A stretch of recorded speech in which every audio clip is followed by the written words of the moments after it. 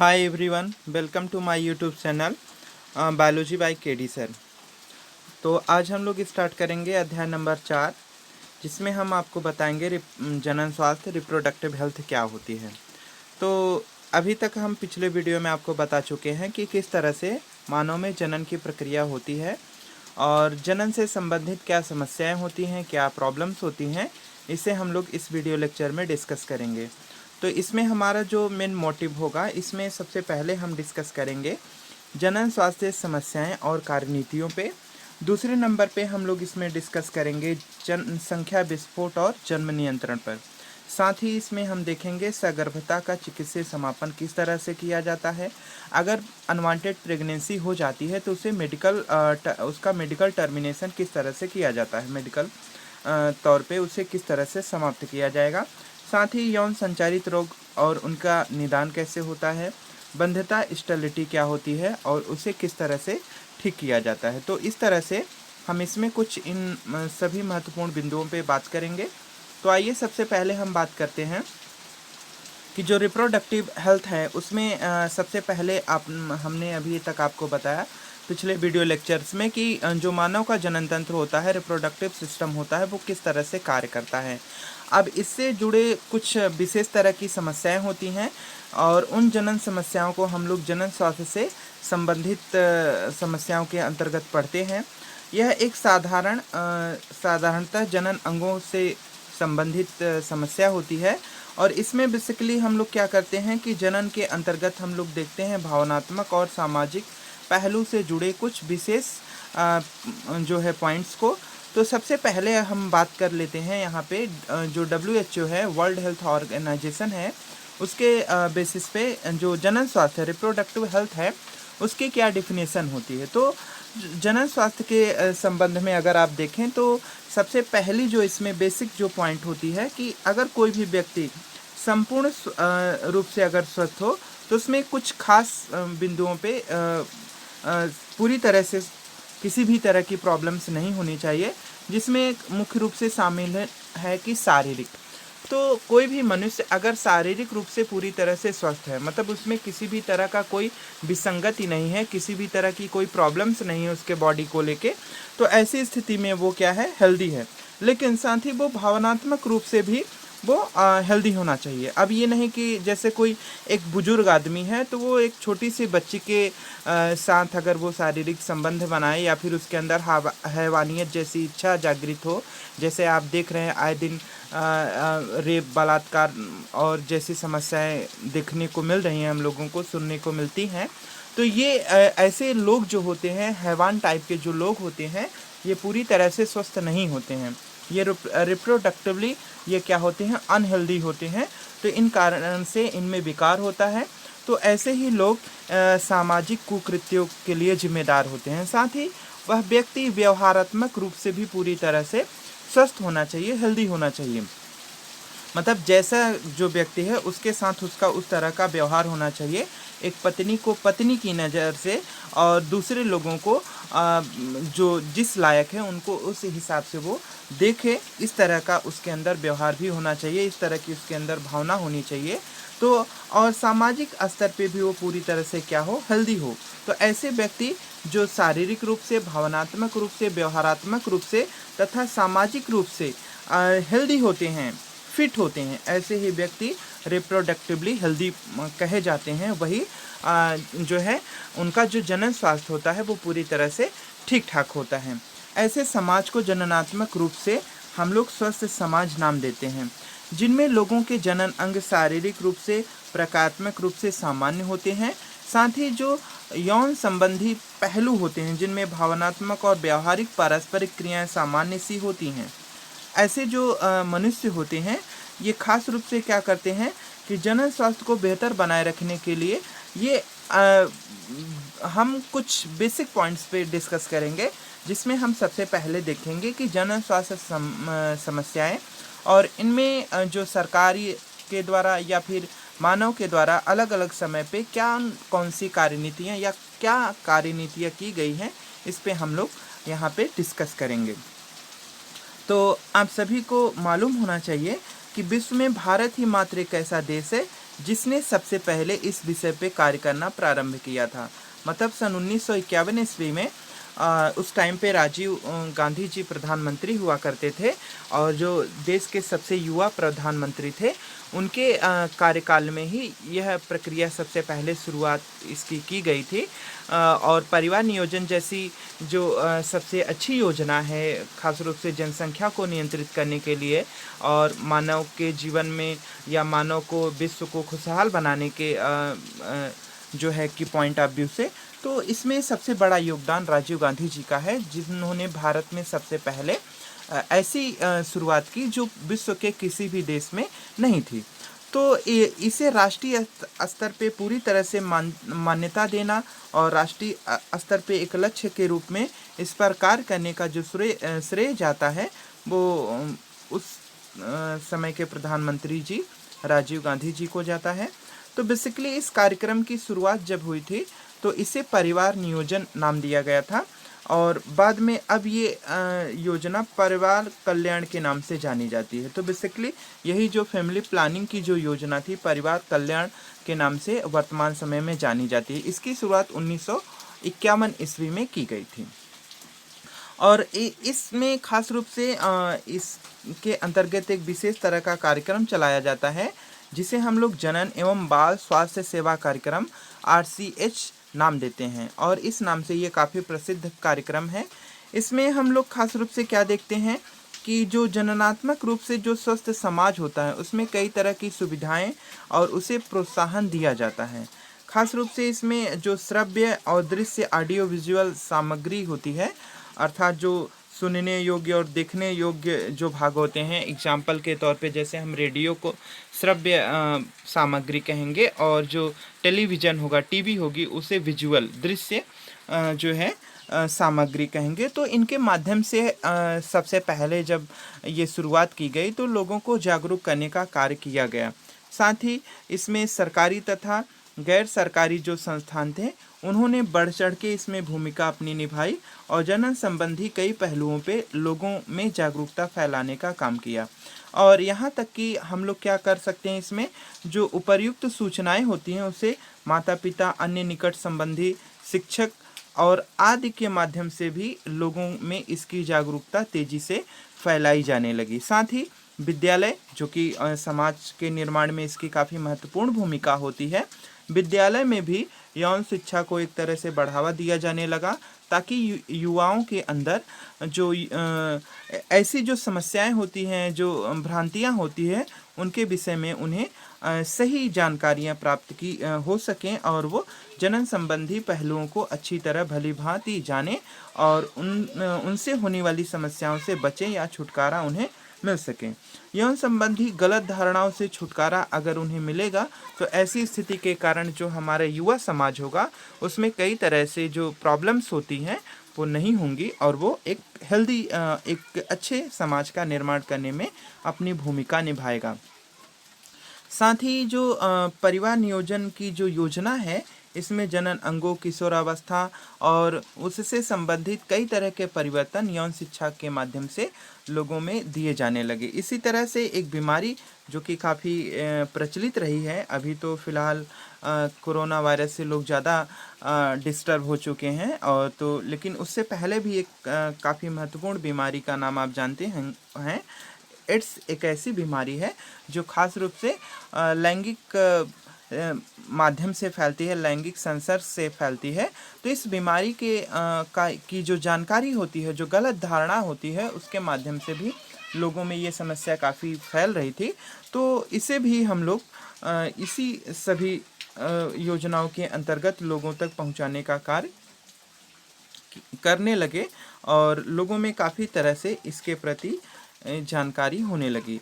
साथ ही जो सरकारी एक निर्धारण सरकार ने किया कि जिनकी आयु विवाह के योग्य होती है, उनमें एक तरह से कुछ एज का बाउंडेशन कर दिया। साथ ही जो गर्भवती स्त्रियां होती है, उनमें उनकी देखभाल के लिए माँ और बच्चों में प्रसव के पश्चात जो कई तरह की समस्याएं थी खान पान को लेके या फिर मेडिकल फैसिलिटीज़ को लेके, इसमें काफ़ी बड़े बदलाव किए गए, और इस आधार पे जो एक समाज था उसमें स्वस्थ समाज के निर्माण की स्थापना की शुरुआत की जाने लगी। जागरूक परिवारों के माध्यम से अनियंत्रित जनसंख्या वृद्धि को रोकने के लिए और ऐसी समस्या का समाधान करने के लिए, और जैसे यौन दुरुपयोग, यौन संबंधी अशिक्षा, अपराधों, इन सभी को रोकने के लिए इस विषय में काफ़ी जो अच्छे कदम थे, बड़े कदम थे, ये इंडियन गवर्नमेंट के द्वारा सबसे पहले पूरे विश्व में स्टार्ट किए गए, जो कि सफलतापूर्वक अभी विश्व के कई देशों में चलाया जा रहा है। फिलहाल भारत अभी भी बाकी देशों से पीछे हो चुका है, जबकि शुरुआत करने का श्रेय इसे ही जाता है। यहाँ पे जो स्वास्थ्य प्राप्ति के लिए विभिन्न कार्य योजना सफलतापूर्वक इनका जो शुरुआत इनकी जो की गई, इसमें मजबूत संरचना, सुविधा, व्यावसायिक विशेषता, भरपूर भौतिक सहारों की आवश्यकता होती है। और ऐसे समय में जैसे लोगों में कई तरह की भ्रांतियाँ होती हैं, खास रूप से जो सगर्भता, प्रसव, यौन संचारित रोग, गर्भपात, गर्भ निरोधक, ऋतुस्राव अर्थात माहवारी संबंधी जो समस्याएं होती हैं, इसमें बांझपन, इन सभी के विषय में चिकित्सक के माध्यम से उचित जानकारी देना ये सरकार का और बाकी संस्थाओं का एक बड़ी जिम्मेदारी बनने लगी, और उसके तौर पे लोगों में इसकी जो एक तरह से अवेयरनेस था वो फैलने लगा। साथ ही इस कड़ी में जब ये शुरुआत की गई तो इसमें जो बढ़ती मादा भ्रूण हत्या थी, जैसे फीमेल चाइल्ड, जो अगर लड़की जन्म लेती है तो ऐसी स्थिति में ज़्यादातर लोग क्या करते थे, गर्भपात कराने लगे। तो जब मेडिकल फैसिलिटी जब जो चिकित्सा विज्ञान था ज़्यादा तरक्की करने लगा, तो ऐसी स्थिति में एक प्रक्रिया होती है जिसे उल्ववेधन कहते हैं, एमनियोसेंटेसिस कहते हैं। इसमें बेसिकली क्या किया जाता है कि जो एम्ब्रियो होता है, जो भ्रूण होता है, तो उसके अंदर का जो फ्लूइड होता है उसमें कुछ कोशिकाओं की मात्रा होती है, उनके माध्यम से हम लोग सेक्स डिटरमाइन कर लेते हैं कि जो फीटस है, जो बच्चा है गर्भ में पल रहा है, वो मेल है अथवा फीमेल। तो इस पे भी रोक लगाए जाने की प्रक्रिया इसी कार्यक्रम के अंतर्गत की गई, जिससे जो भ्रूण हत्या थी उसे रोकने में काफ़ी सहायता कानूनी रूप से मिलने शुरू हो गई।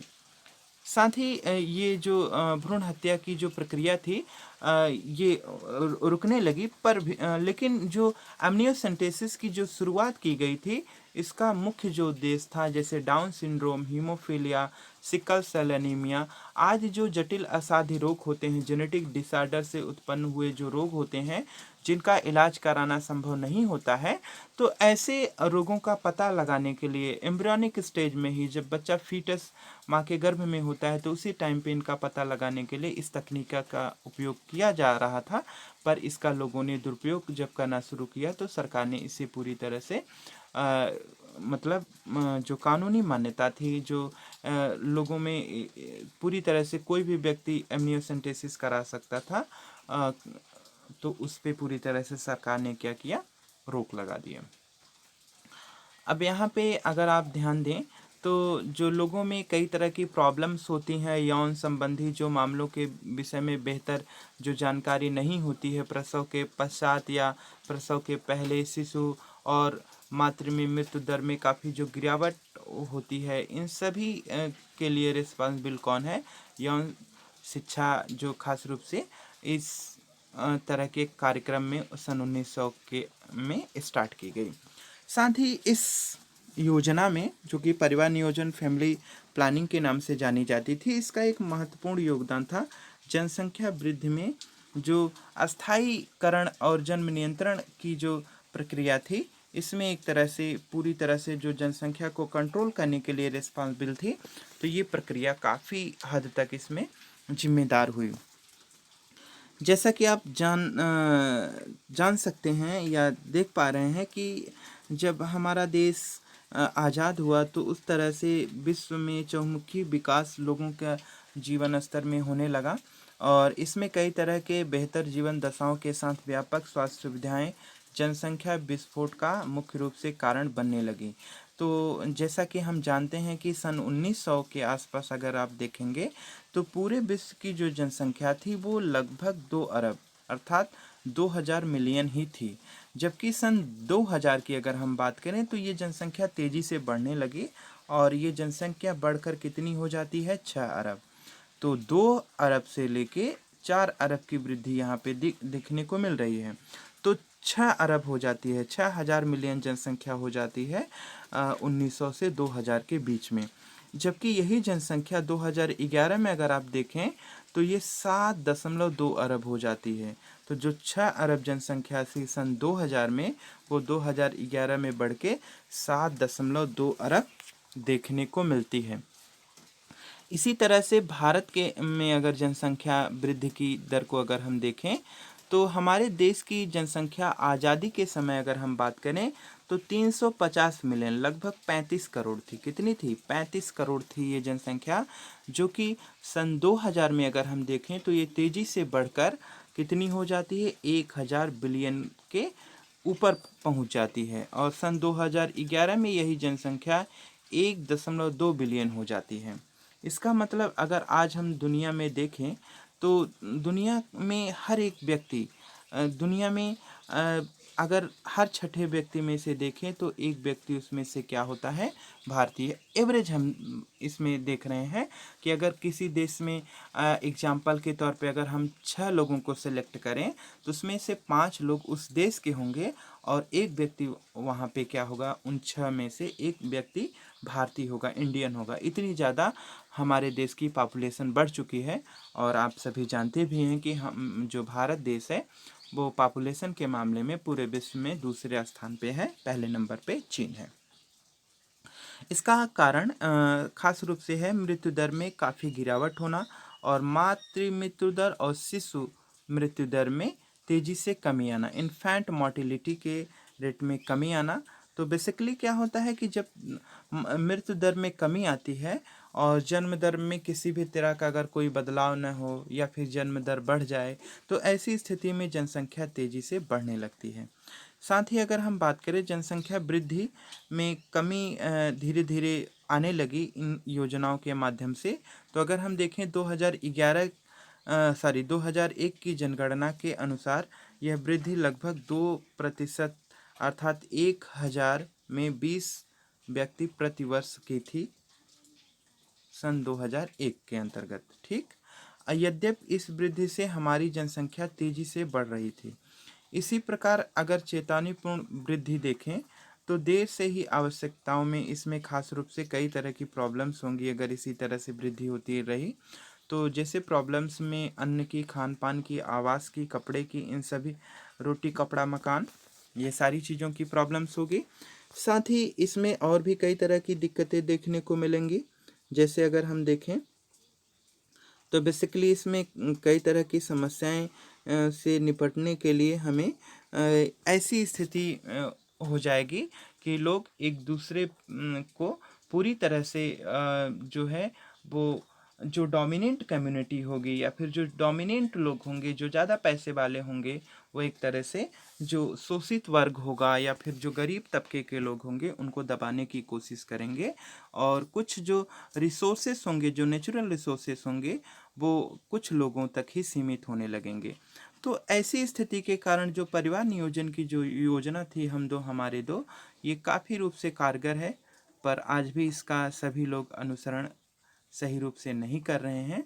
और ऐसी स्थिति के कारण समस्या यह आज भी हमारे देश में पॉपुलेशन की बेशक कुछ कम हुई है, पर अभी भी इस समस्या से हम पूरी तरह निजात नहीं पा सके हैं। साथ ही अगर देखें वैधानिक रूप से, जो संवैधानिक रूप से जो अधिकार दिया गया इस योजना के अंतर्गत कि जो स्त्रियां होंगी, जो फीमेल्स होंगी, उनमें जो विवाह की उम्र है वो 18 वर्ष कर दी गई, जबकि जो मेल था उसमें विवाह की उम्र को 21 वर्ष किया गया, ताकि जो बच्चे हैं उनमें जो जनन की दर है वो भी कम हो, साथ ही उनमें कई तरह के जो यौन संबंधी समस्याएं और दुष्प्रभाव होते हैं उनको भी रोका जा सके। तो आज के